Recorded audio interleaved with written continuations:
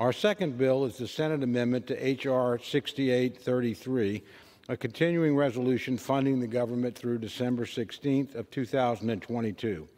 Madam Speaker, it's unfortunate that Congress has waited until the last minute to take up the serious work of funding the government and keeping it open.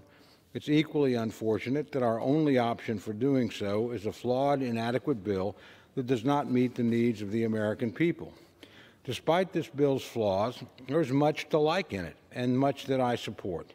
I voted in favor of the omnibus spending bill back in March, and this bill would maintain those spending levels through the middle of December.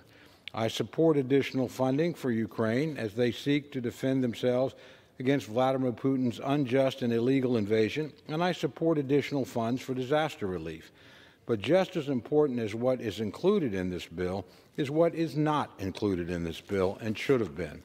It is undeniable that we are facing a humanitarian crisis on our southern border, caused in large part by the Biden administration's unwillingness to confront what is staring them in the face. The administration asked for $1.8 billion to assist migrants, which they have received in this legislation. But they did not ask for a single penny to secure the border. The Biden administration has thought to add workers elsewhere in the government, like 87,000 new employees at the IRS, but they did not ask for money to add any new Border Patrol agents to help address this Biden-made crisis on the southern border. This could and should have been addressed in this bill, but it is not. Similarly, the bill does nothing to address the high price of energy or provide new sources of energy. We should be doing everything we can to provide secure, reliable, and inexpensive energy to the American people. Instead, the President is spending his time chastising energy companies. We should have addressed this issue in this bill, but we did not. Nor does this bill address other crises affecting the American people, including inflation and the economic recession, both caused by the reckless and profligate spending policies of the Biden administration and this majority. I could go on, but the point remains. So much should have been in this bill that is not.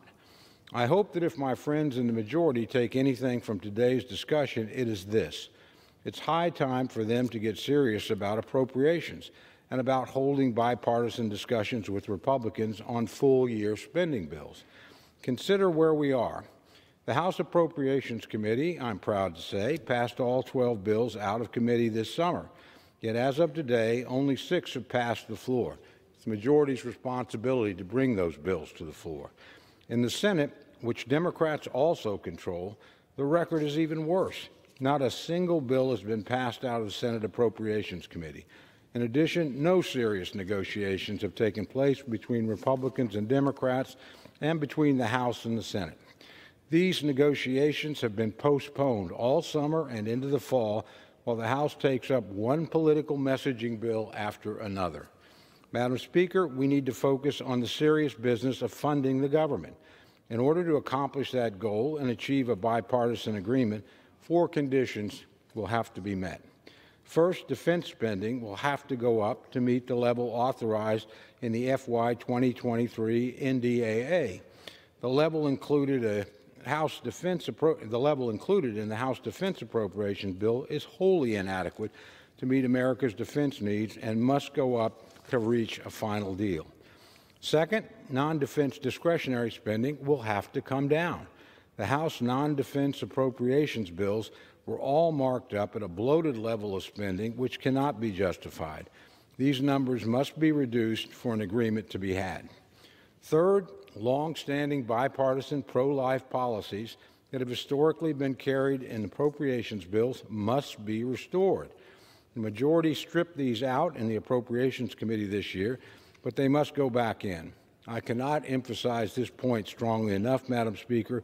No Republicans, and I mean no Republicans, will vote for these bills unless these bipartisan pro-life riders are restored. Fourth, the 12 House Appropriations Committee bills include countless poison pills that have to come out. These are liberal policy riders on all manner of topics, ranging from climate change to abortion to labor law. They have to come out to reach a bipartisan deal. And the appropriations bills cannot pass this House and pass the Senate unless there is a bipartisan deal.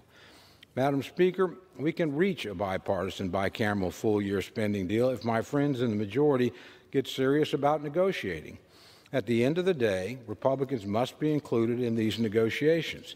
If the majority continues to dither, we are headed for a year-long continuing resolution. That's a bad outcome for the institution, a bad outcome for the government, and a bad outcome for the American people. When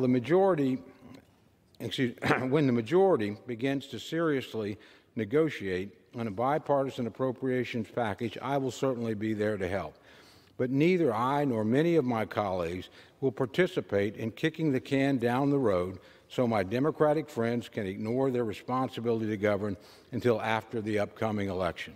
With that, I urge opposition to the rule, and I reserve the balance of my time. Gentleman